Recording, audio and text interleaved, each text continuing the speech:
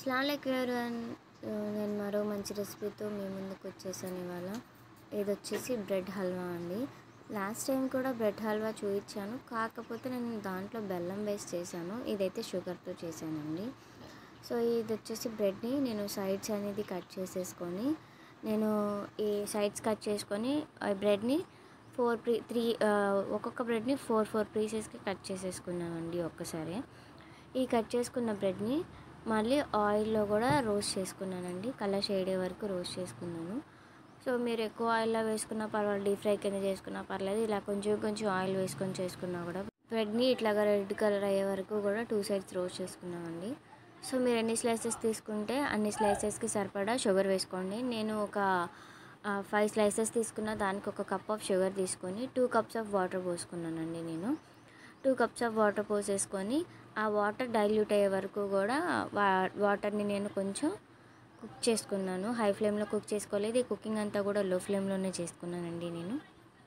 ఇదంతా కూడా sugar melt అయ్యే వరకు కూడా మనం కుక్ చేసుకుంటే చాలు. షుగర్ మెల్ట్ అయిన తర్వాత ఈలోపు మీరు డ్రై ఫ్రూట్స్ ఇవన్నీ ఏమన్నా కట్ చేసుకునేది ఉంటే కట్ చేసుకొని పక్కకు పెట్టేసుకుంటే సరిపోతుందండి. సో ఫస్ట్ అయితే షుగర్ని మెల్ట్ అవనిద్దాము. షుగర్ మెల్ట్ అవ్వడానికి ఎంతో టైం తీసుకోదు, జస్ట్ కరిగిపోతే చాలు కాబట్టి ఎక్కువ టైం అనేది ఏం తీసుకోదండి.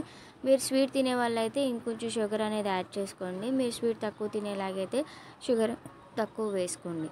నేను ఇందులో యాలకుల పొడి వేసుకున్నాను. నేను ఇవంతా వేసుకొని మంచిగా ఒకసారి మిక్స్ చేసేసుకున్నామండి.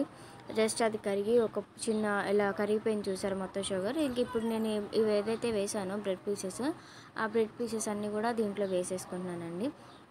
అవన్నీ వేసుకొని ఆ వాటర్లో ఇది కొంచెం డిప్ అయ్యే వరకు కూడా మనం కుక్ చేసుకోవాలి. సో వాటర్ అది కరిగినాక వేసుకుంటే, ఎందుకంటే అది బ్రెడ్ అంతా కూడా దీంట్లో స్క్వీజ్ అయిపోవాలి, మంచిగా స్మాష్ అవ్వాలి కాబట్టి, మంచిగా స్మాష్ అవ్వడానికి కొంచెం టైం పడుతుంది కాబట్టి ఆ వాటర్లో ఇది కంప్లీట్గా డైల్యూట్ అయిపోతుంది. చూస్తున్నారు కదా, ఇప్పుడు ఎలా అయితే బ్రెడ్ స్లైస్ ఉందో అది బ్రెడ్ స్లైస్ మెల్లగా దీంట్లో కలిసిపోతుంది. వాటర్ అంతా కూడా బ్రెడ్ అనేది పీల్ చేసుకుంటుందండి. బ్రెడ్ అనేది సాఫ్ట్నెస్తో అయిపోతుంది.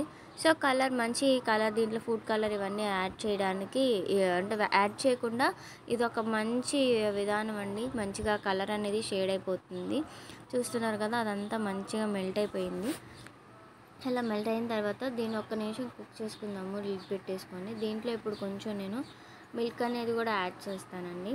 కొంచెం మిల్క్ అనేది యాడ్ చేసి, కొంచెమే వేసాను, ఒక చిన్న గ్లాస్ ఆఫ్ మిల్క్ వేసాను నేను. మంచిగా అంతా కూడా ఒకసారి మంచిగా మిక్స్ చేసుకుందామండి. ఇది మిల్క్ ఎందుకు వేసామంటే, ఆల్రెడీ ఇప్పుడు షుగర్ సిరప్ వేసి బ్రెడ్స్ వేసినాక షుగర్ సిరప్ అనేది ఎలా అయిపోయిందంటే థిక్ కన్సిస్టెన్సీ అయిపోయింది కాబట్టి కొంచెం మిల్క్ వేస్తే లూజ్గా కన్సిస్టెన్సీ అనేది చేంజ్ అయిపోతుంది. సో ఎప్పుడైనా బ్రెడ్ హల్వా కొంచెం లూజ్ కన్సిస్టెన్సీలోనే ఉంటేనే టేస్ట్గా ఉంటుంది. సో థిక్ కన్సిస్టెన్సీలో ఉన్న టేస్ట్ ఉంటుంది. బట్ ఏంటంటే లాస్ట్ టైం నేను చేశాను బ్రెడ్ హల్వా చేశాను, కాకపోతే బెల్లంతో చేశాను నేను. అది కొంచెం ఎలా అంటే థిక్ కన్సిస్టెన్సీలో వచ్చింది. నేనేంటంటే షుగర్ పేషెంట్స్కి గురించి ఆలోచించి నేను అట్లా చేశాను. సో ఈసారి అట్లా చేయలేదు. ఈసారి కంప్లీట్గా మా మమ్మీ ఒకసారి ఇలా ట్రై చేయి, అలా చేయలేదు కదా అని అన్నారు. ఇంకెలా చేశాను. ఇప్పుడు దీంట్లో నేను కొంచెం పసుపు వేసాను ఫుడ్ కలర్కి బదులు. ఫుడ్ కలర్ అవాయిడ్ చేసుకోండి, నేనైతే ఫుడ్ కలర్ వేయను.